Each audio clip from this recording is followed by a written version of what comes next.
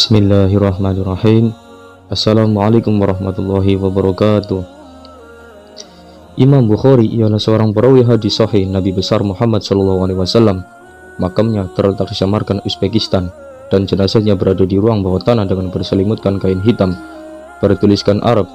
Banyak para wisatawan dari kalangan muslim dan non-muslim yang berasal dari berbagai negara yang mengunjungi makam beliau, dan berziarah hanya boleh diizinkan masuk sampai ruang atas kompleks pemakaman. Ada yang menarik dari kisah makam Imam Bukhari, yaitu ketika Presiden pertama Indonesia, Bung Karno, dalam sebuah kunjungan kenegaraan ke Uni Soviet pada tahun 1959, pernah meminta kepada petinggi Partai Komunis untuk mencarikan makam orang suci Islam yang sangat terkenal bernama Imam Bukhari. Saya mau datang ke Moskow dengan satu syarat mutlak yang harus dipenuhi. Tidak boleh tidak, tegas Bung Karno kepada Uni Soviet. Nikita Sergeyevich Khrushchev, pemimpin tertinggi Partai Komunis Uni Soviet tahun 1961, balik bertanya, apa syarat yang Anda ajukan? Bung Karno menjawab, temukan makam Imam Al-Bukhari. Saya sangat ingin menziarahinya. Siapakah Imam Bukhari, pikirnya.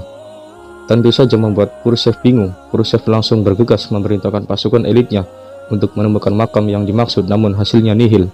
Dan akhirnya Khrushchev kembali menghubungi Bung Karno, maaf Paduka Presiden, kami tidak berhasil menemukan makam orang yang Paduka cari. Apa Anda berkenan mengganti syarat Anda? Bung Karno tersenyum sinis. Kalau tidak ditemukan, ya sudah, saya lebih baik tidak usah datang ke negara Anda. Sontak saja mendengar pernyataan tersebut membuat Khrushchev wajahnya memerah, membuat Khrushchev kecewa. Namun Khrushchev kembali memerintahkan orang nomor satunya agar bisa memecahkan masalah ini. Setelah penelusuran yang teliti dan mengumpulkan orang-orang tua muslim di Samarkand, makam imam besar kelahiran kota Bukhara tahun 810 Masehi itu ditemukan. Imam Bukhari yang memiliki jasa yang begitu besar bagi agama dan umat muslim itu dimakamkan pada tahun 870 Masehi. Makamnya ditemukan dalam kondisi rusak tak terawat, berada di ladang kapas yang jauh dari jangkauan pemukiman orang. Betapa kagetnya Bung Karno mendapat informasi bahwa makamnya dalam kondisi yang tidak layak.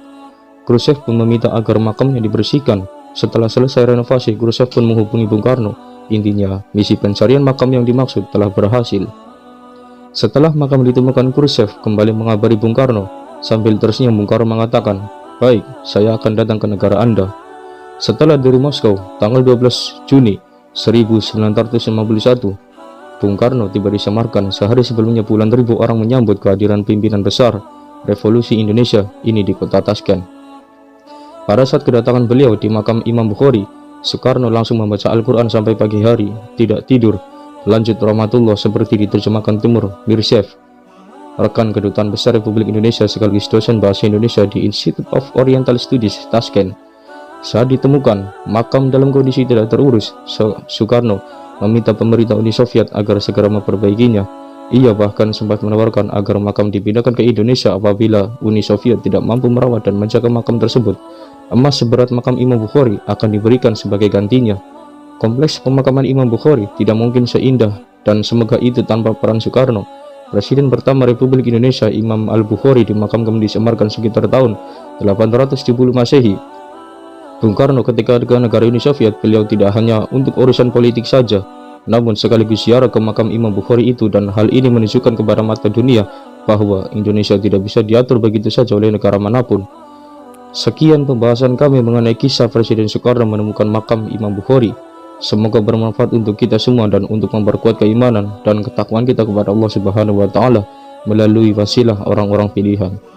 Wassalamualaikum warahmatullahi wabarakatuh.